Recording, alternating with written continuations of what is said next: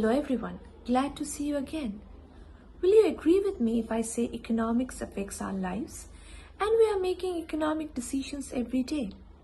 Some of you might agree while others might not. Okay, let us think of a common activity in our day-to-day life, like going out to have a cup of tea or coffee. Yesterday I went to a cafe, not the usual one, but a robo-cafe. Would you like to see what happened there?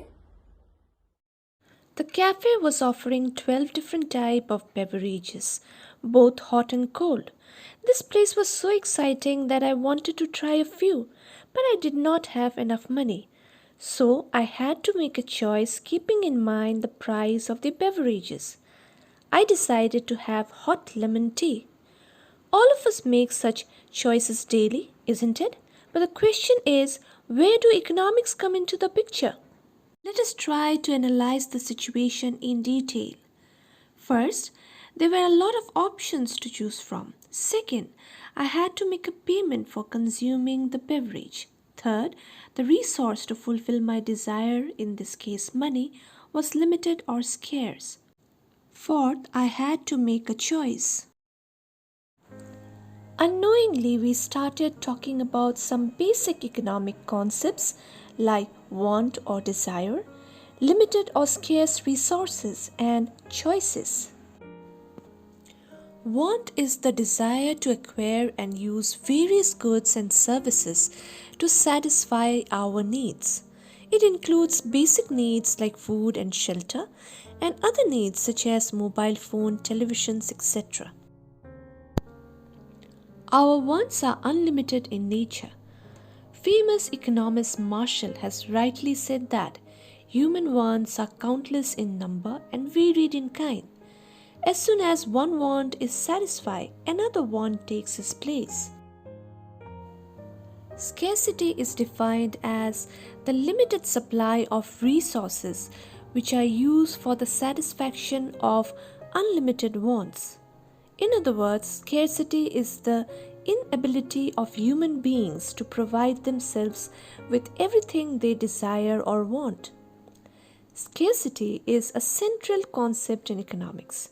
The basic economic problem arises because people have unlimited wants, but resources are limited. Because of scarcity, various economic decisions must be made to allocate limited resources efficiently.